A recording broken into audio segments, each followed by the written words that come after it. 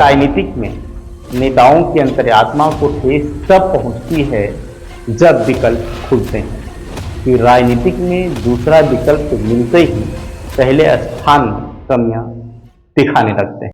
जोहर, राजनीति में एक बात अब तक साफ हो गया है कि कोई भी अपना नहीं हो सकता है और ना ही कोई एक दल में ताउम्र रहने का भरोसा दे सकता है।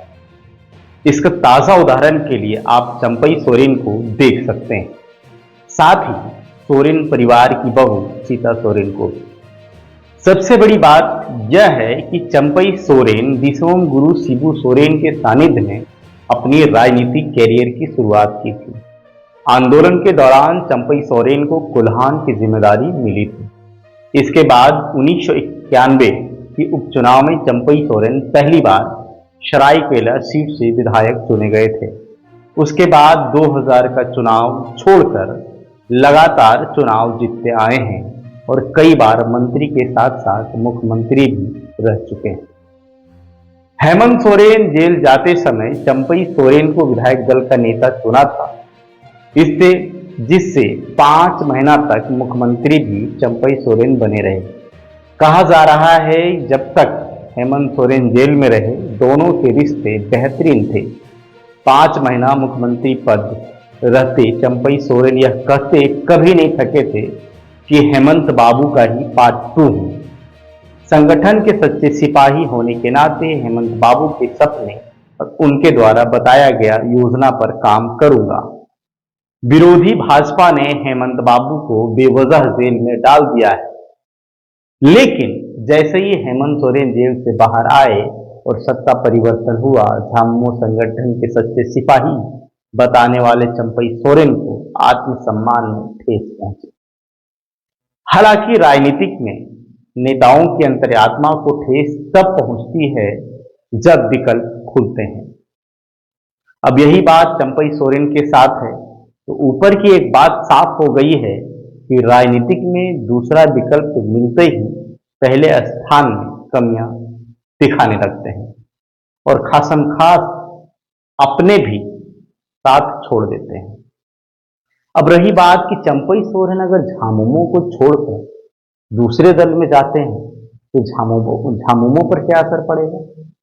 झारखंड मुक्ति मोर्चा चंपई सोरेन के जाने को लेकर नैतिक नुकसान के रूप में तो देख रही है, लेकिन कोई राजनीतिक नुकसान होगा इसे खारिज कर रही है।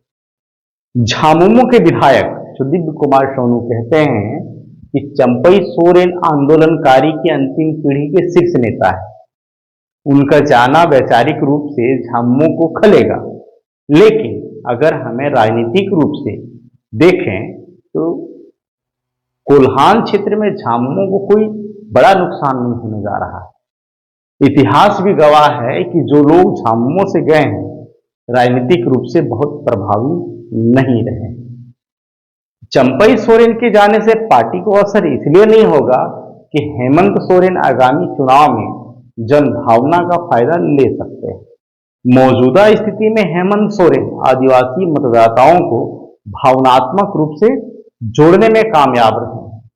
तो कुल मिलाकर कह सकते हैं कि चंपई सोरेन के जाने से झामुमो को बहुत ज्यादा नुकसान नहीं होने जा रहा है।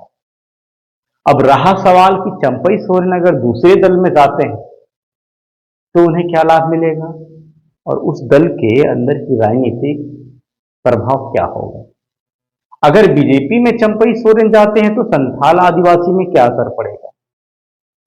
चंपई सोरेन के संन्यास लेने पर झामुमो में क्या असर होगा और बीजेपी ज्वाइन करने पर भाजपा को क्या फायदा होगा। और भी कई सवालों के जवाब के साथ मिलूंगा अगली कड़ी में, लेकिन चलते चलते चंपई सोरेन अपने 3 रास्तों में से किस रास्ते के इंतजार में अभी तक खड़े हैं, या बीजेपी को चंपई सोरेन के आने से कोई ज्यादा फायदा नहीं होता दिख रहा है इसलिए भाजपा इनकार रही है। तस्वीरें समय पर दूंगा। मिलूंगा अगली कड़ी। जोहार।